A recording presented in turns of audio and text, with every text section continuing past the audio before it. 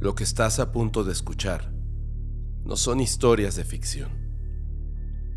Estos no son cuentos ni leyendas. Son las palabras de hombres reales, escritas desde lo más profundo de su depravación. En esta ocasión, te presentaré 3 historias verídicas, narradas a través de las cartas de criminales que tuvieron el descaro de despedirse del mundo. Te pido, en nombre de las almas que ya no están, que mantengas la discreción y el respeto. Las víctimas y las situaciones son, lamentablemente, reales. Algunos de estos individuos, en un acto de pura arrogancia, decidieron dejar un legado de su locura antes de su final. Revivieron sus crímenes no con remordimiento, sino con un deleite perverso, como si cada palabra fuera un trofeo. Para ellos, la escritura no fue una confesión, sino una reafirmación de su poder. En sus letras está el recuerdo, y en el recuerdo, el disfrute del pasado. Estás a punto de descender al infierno personal de quienes no solo robaron vidas, sino que además se regocijaron en su partida. Prepárate. La primera carta está a punto de abrirse. Apaga las luces, sube el volumen y disfruta de este episodio siniestro.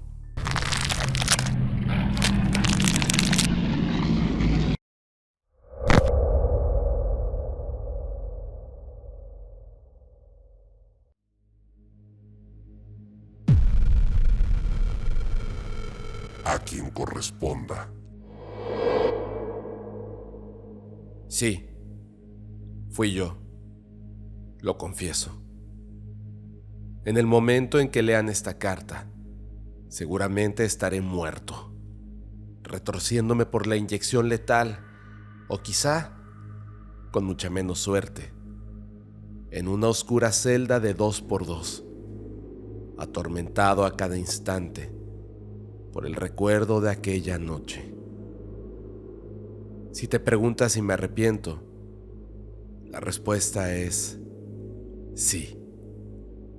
Me arrepiento de no haber hecho su agonía más larga. Aquella noche regresé, como todos los días, a casa, después de la escuela. Entré y fui directo a la cocina. Mi madre estaba ahí, cocinando algo cuyo aroma era delicioso. La cena estaba lista.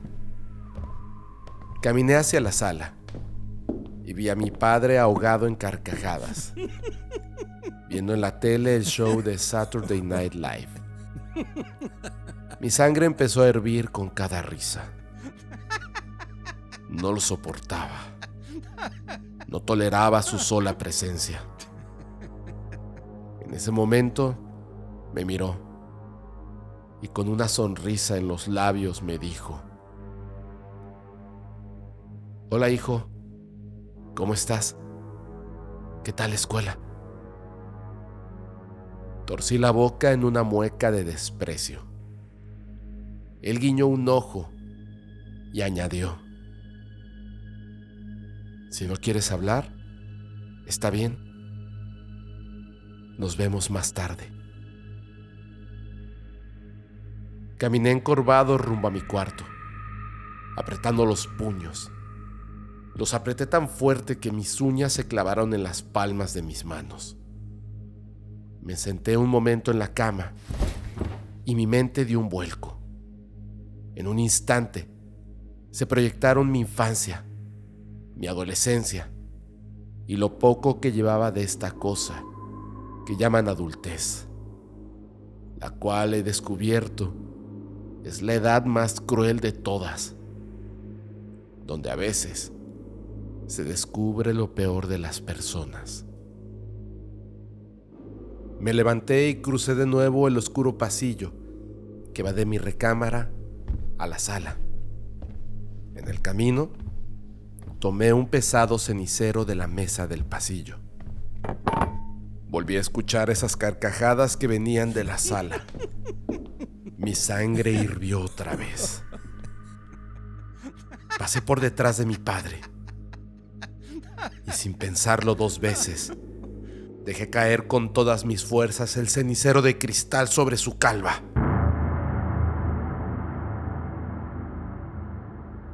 Mi rostro y mis manos se tiñeron de rojo. En ese instante, mi madre salía de la cocina con una charola que contenía los platos de la cena. Al ver la escena, dejó caer todo al piso y soltó un grito ahogado, que rápidamente apagué de la misma forma que con mi padre. Horas más tarde, ambos, aún con vida, abrieron los ojos. Estaban sentados en la sala, pies y manos inmovilizados con cuerdas y las bocas tapadas con cinta. No sé por qué, pero ahora yo era quien soltaba carcajadas ahogadas.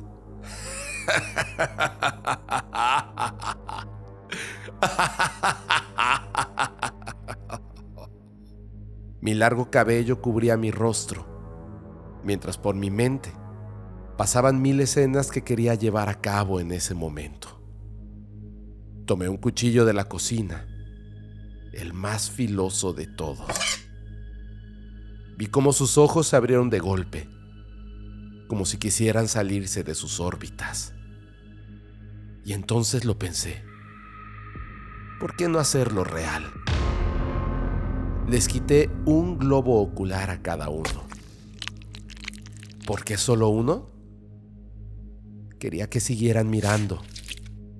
No les daría el regalo de la oscuridad. Después, agarré unas pinzas y me dediqué a una tarea que me llevó bastante tiempo. Retiré, una por una, sus 20 uñas. Reconozco que me costó trabajo, pero lo logré.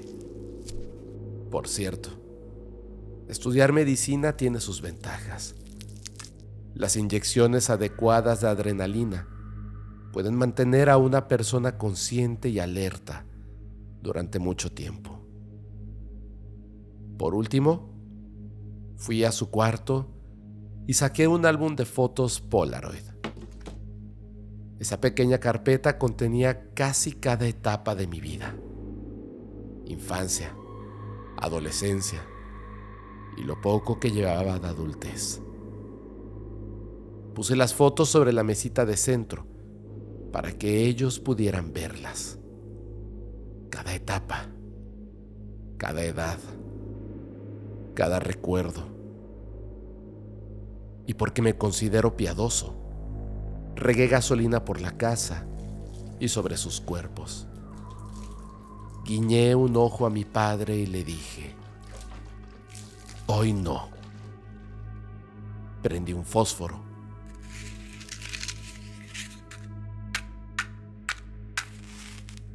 Lo dejé caer al piso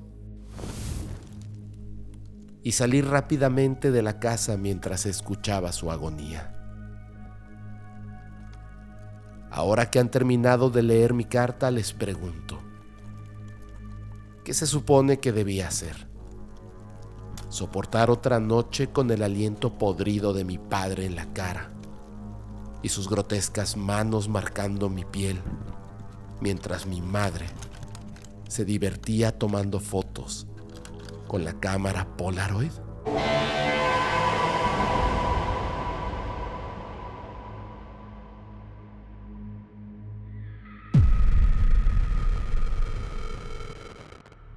Poco.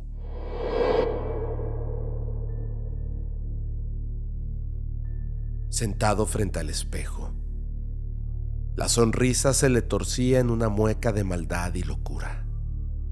una sombra macabra de lo que un día pudo haber sido humano.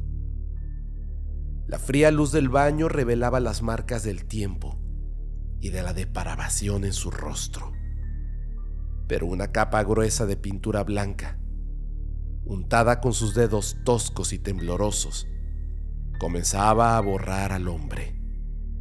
John Wayne Gacy se desvanecía, cediendo su lugar a algo mucho más siniestro. Pogo. Su mente, un laberinto de impulsos prohibidos y fantasías retorcidas, gritaba lo que sus labios, apretados y tensos, no se atrevían a confesar. Con un pincel tembloroso adornó sus ojos. 2 triángulos de un azul eléctrico se extendían desde los párpados hasta las sienes.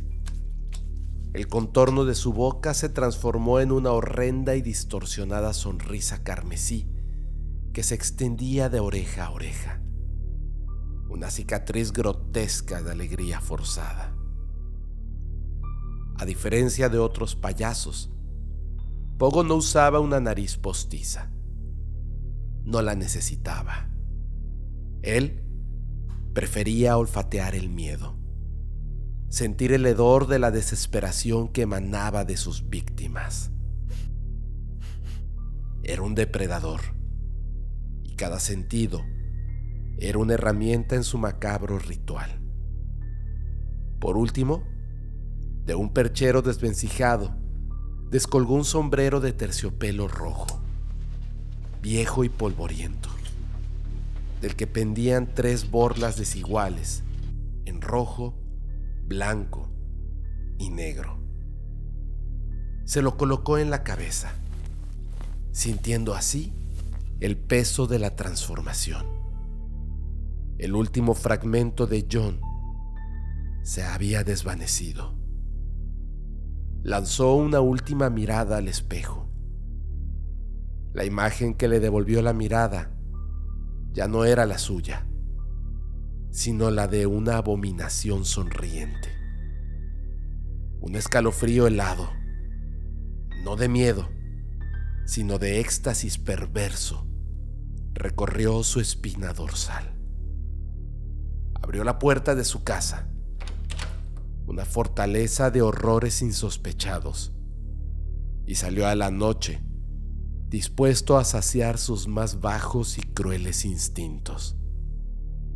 Mientras John luchaba, o pretendía luchar, contra las cadenas de la moralidad, su alter ego, Pogo el payaso, era una fuerza insaciable, un abismo de depravación que no conocía límites. Era la noche del 11 de diciembre de 1978, cuando el destino cruel se posó sobre Robert Piest, un joven de apenas 15 años que desapareció de las gélidas calles de Des Plaines, Illinois. La inocencia de su juventud se desvaneció aquella noche. Había hablado con su madre sobre una cita de trabajo, una supuesta entrevista con un contratista llamado John Wayne Gacy, y esa fue la última vez que su madre lo vio. Gacy, ese monstruo camuflado bajo la fachada de un contratista respetable, pilar de la comunidad y activo político, había extendido su invitación a Robert. La promesa de un posible empleo, un señuelo irresistible para un adolescente, lo llevó directamente a las fauces de un lobo disfrazado. Lo que le esperaba a Robert esa fatídica noche no fue una oportunidad de trabajo, sino el último y más escalofriante acto de una serie de crímenes metódicos y sádicos que Gacy, bajo el disfraz de Pogo el payaso, había cometido durante años, acumulando un número aterrador de víctimas en las sombras de su hogar. La desaparición de Robert Piest desató una investigación implacable. La policía, impulsada por pistas cruciales, obtuvo una orden de registro. Lo que les esperaba tras la puerta de la casa de Gacy el 21 de diciembre de 1978, en una década de pesadilla, fue una visión sacada de las profundidades del infierno. El olor nauseabundo que emanaba de los cimientos, la tierra removida y los secretos que guardaban sus paredes hablaban de una maldad incomprensible. John fue arrestado. La acusación: homicidio.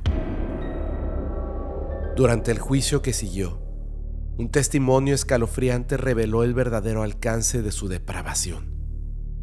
Se descubrió que había abusado, torturado y asesinado al menos a 33 jóvenes y adultos, muchos de ellos enterrados bajo su propia casa, en un foso macabro que había acabado con sus propias manos.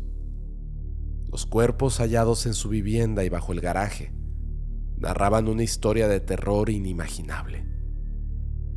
Fue condenado por 12 de esos crímenes, los más claramente vinculados a su modus operandi, y sentenciado a la pena de muerte. John Wayne Gacy, el hombre detrás de la sonrisa de Pogo, finalmente encontró su fin. Pero su historia no termina aquí. Tras los muros fríos de la prisión, siguió moviendo sus hilos, enviando y recibiendo cartas de aquellos que se atrevían a escribirle. No me creas solo a mí. Escucha mejor esta carta de Pogo el payaso y deja que sus propias palabras te arrastren a la mente de un hombre que convirtió el maquillaje de su rostro en horror.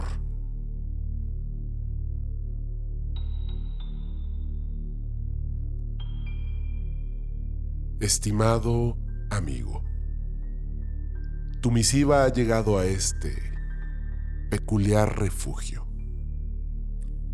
Con respecto a tu súplica, esa ferviente petición para una entrevista, debo, con una sonrisa en el rostro, declinar. El tiempo aquí es un lujo y mis compromisos son singulares. Sin embargo, la curiosidad es un velo difícil de levantar. Si te atreves a enviar algunas preguntas por escrito, estaré dispuesto a ofrecerte mis reflexiones, siempre y cuando tu investigación no ose inmiscuirse en los detalles de mi caso. Esos, querido amigo, están reservados para mis propios pensamientos. Siempre que me digno a conversar con alguien, me gusta desentrañar quién es esa alma curiosa.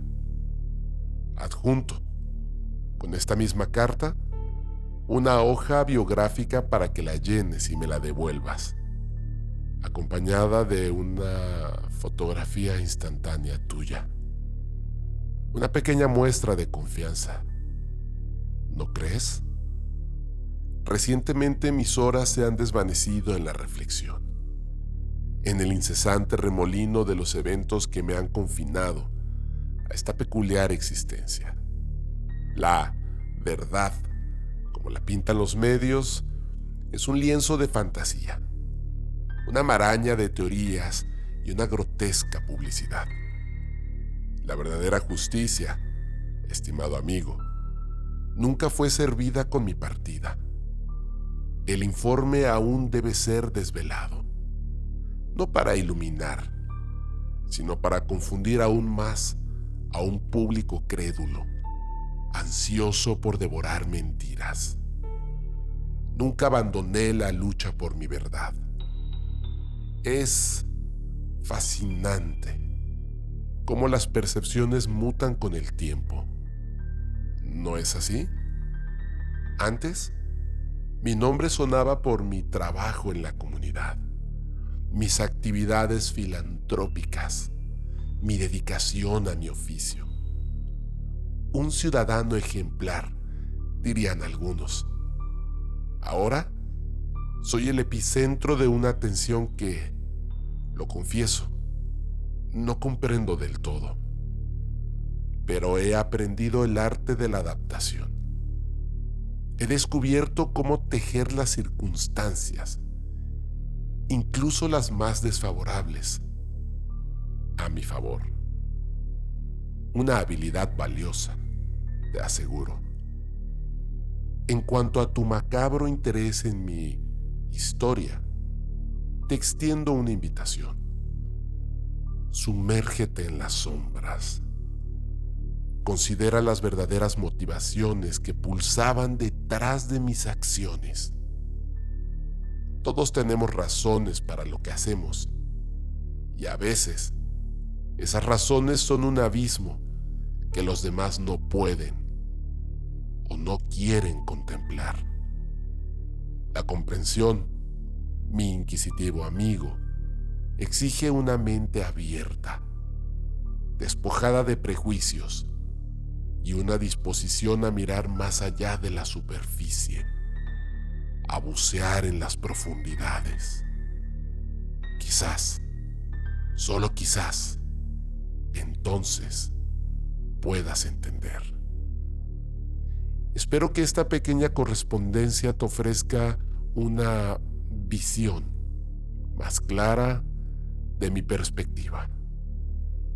Estoy dispuesto a continuar este intercambio, siempre que tu enfoque mantenga un respeto y una consideración adecuados. Después de todo, uno nunca sabe lo que un amigo puede llegar a ser. Atentamente, tu amigo, John Wayne Gacy. Postdata. No olvides sonreír.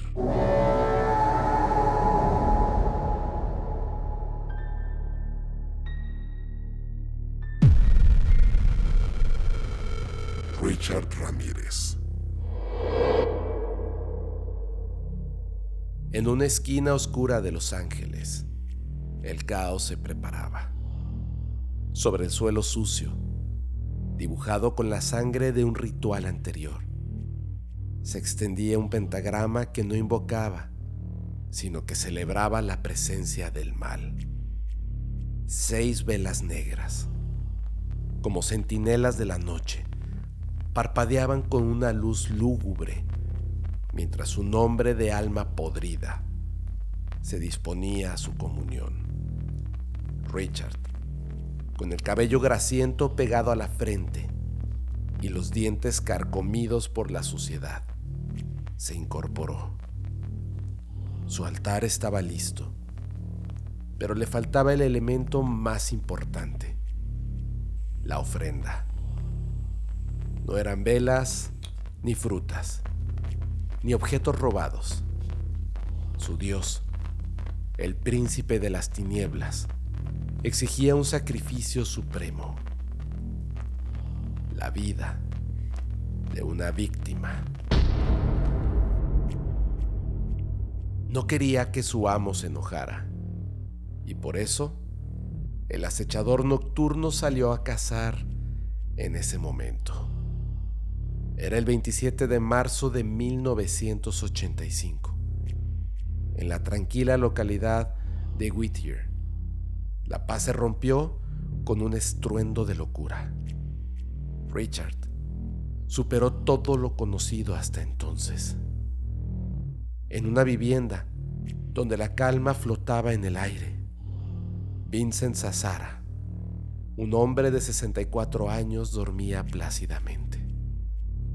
El sueño lo había sumido en una inconsciencia total, cuando el frío cañón de un arma se posó sobre su cabeza.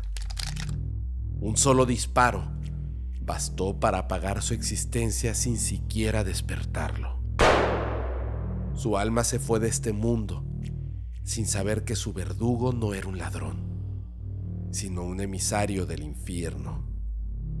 Su esposa, Maxine, se sobresaltó por la detonación. Sus ojos, aún nublados por el sueño, vieron la figura alta y delgada del intruso. Su primer pensamiento no fue para ella, sino para su esposo. Quiso gritar, pero un golpe brutal la redujo al silencio. En el caos, Maxine logró liberarse un instante y se arrastró con desesperación hacia un rifle que guardaban en la recámara. Una esperanza fugaz. Pero el arma, en un cruel guiño del destino, no tenía municiones. Richard reaccionó con la furia de una fiera acorralada. Le disparó 3 veces, dejándola gravemente herida, y luego desató su furia sobre ella. La atacó repetidas veces, con un sadismo indescriptible, mientras el grito de la mujer se mezclaba con el aliento de la bestia. Con la sangre corriendo por sus manos, el monstruo la obligó, a punto de morir, a jurar por Satanás que no había nada más de valor en la casa. Le aseguró que si mentía, el mismo diablo la castigaría por su traición. Una vez saciado su capricho satánico, el monstruo le dio el golpe final. Como último acto, Richard trazó un pentagrama en el piso, con el rojo líquido vertido por su víctima. Luego se arrodilló e hizo una reverencia, ofreciendo aquella obra macabra a su amo. El 31 de agosto de 1985, el monstruo fue desenmascarado. No fue por un acto de genio policial, ni por una trampa tecnológica. Fue el caos de las calles de Los Ángeles. El miedo se había convertido en rabia, y la gente, armada con esa furia, se transformó en turba. La foto del acechador nocturno se publicó en todos los periódicos. Un rostro demoníaco que sin su capa de oscuridad se veía grotescamente humano. Ramírez, que había pasado meses sembrando el pánico, quedó de pronto acorralado. Intentó robar un coche, pero la gente de la calle que lo reconoció lo persiguió. Los gritos de la turba sonaron como una cacería de brujas, un sonido más aterrador para él que cualquier sirena policial. La máscara de la oscuridad se hizo trizas, dejando al descubierto a un hombre asustado y vulnerable. La policía llegó y tuvo que rescatarlo de la multitud. Un destino irónico para alguien que había buscado el caos toda su vida. Desde la prisión, la bestia encontró una nueva forma de comunicarse. Ramírez continuó escribiendo cartas, no a la policía, sino a sus devotos. Misivas manchadas de sangre, letras llenas de promesas de caos y lealtad al mal. En cada una de ellas, el depredador glorificaba su oscuridad, asegurando a sus seguidores que su trabajo no había terminado. El infierno vive en mis ojos. El mundo creyó que tras las rejas, mi reinado de terror había llegado a su fin. Se equivocaron. La sangre se había secado, pero la sed de almas continuaba. Mis cartas no son un ruego de perdón, sino un evangelio de caos.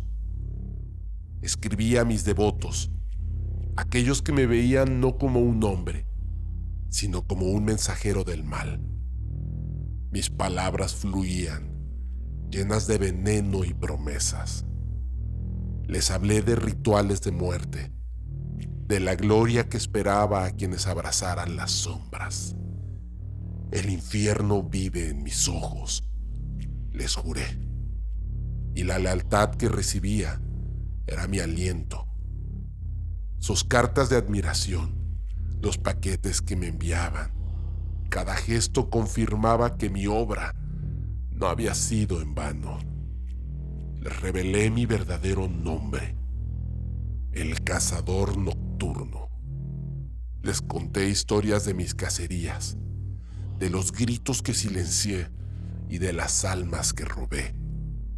Mi pluma se convirtió en puñal y cada palabra una herida abierta.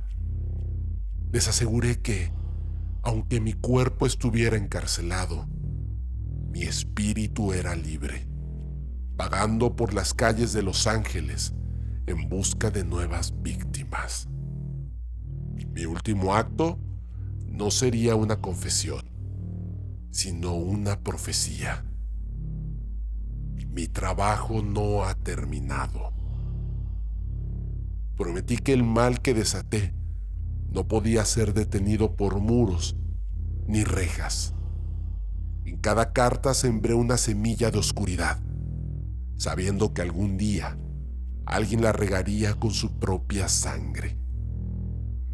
Mi oficio, como emisario del abismo, no tiene principio ni fin.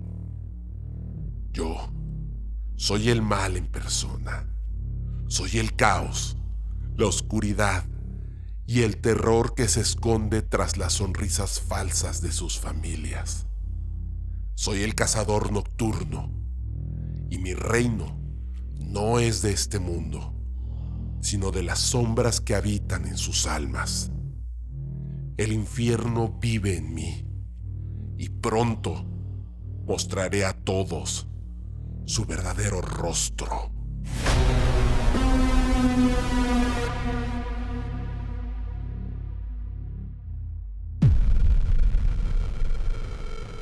La carta final.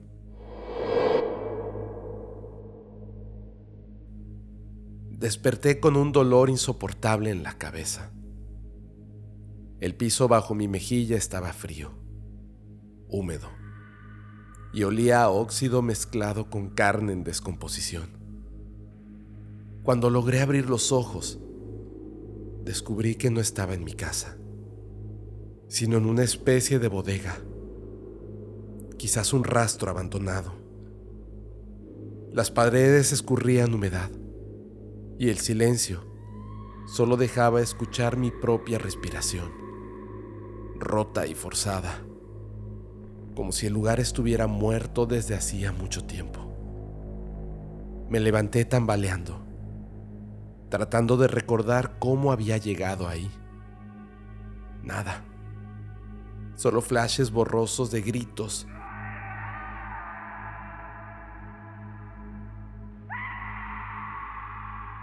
y luces parpadeando. Fue entonces cuando lo vi. Un sobre en el suelo, justo frente a mis pies. Llevaba mi nombre escrito con tinta negra, irregular, como si alguien hubiera usado la punta de un cuchillo en lugar de una pluma. Temblando, lo abrí. Dentro había una carta, escrita con una caligrafía grotesca, torcida. La voz del autor parecía saltar de las líneas. Tus ojos despertaron, pero tu alma sigue aquí encerrada.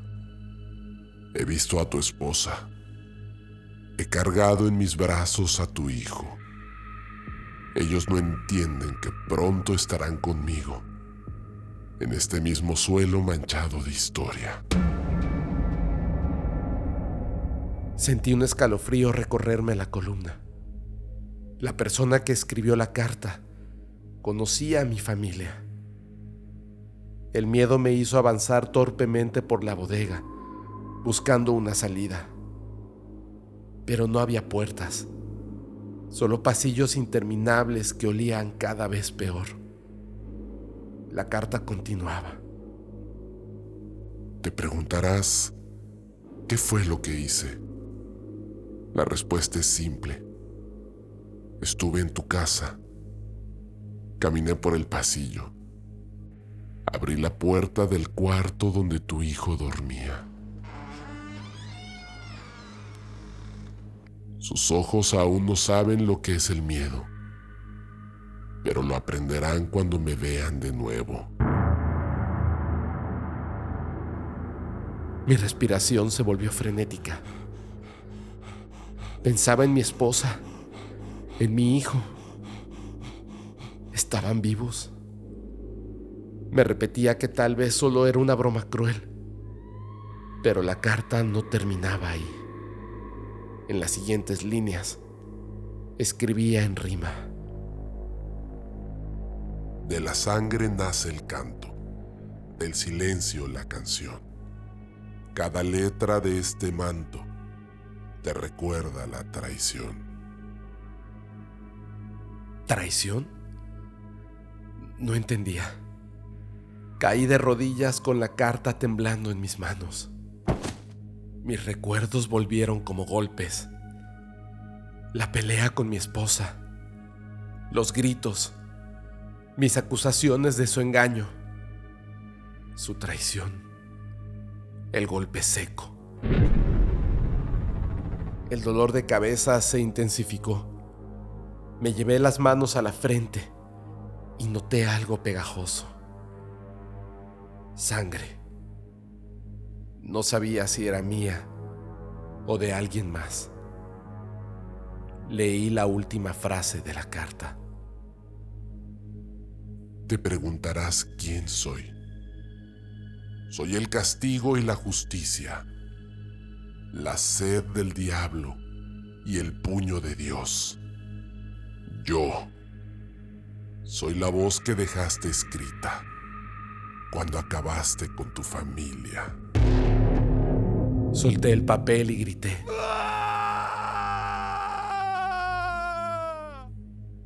Porque la letra era mía.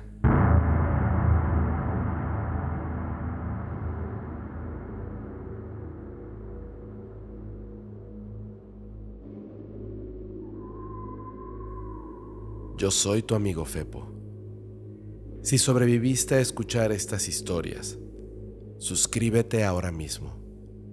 Déjanos tu like y comparte este episodio en todas tus redes sociales y grupos. Hagamos que estas historias lleguen a cada rincón donde alguien busque una noche de verdadero terror. Antes de finalizar, te pregunto, ¿te atreves a escuchar el siguiente episodio de Siniestro?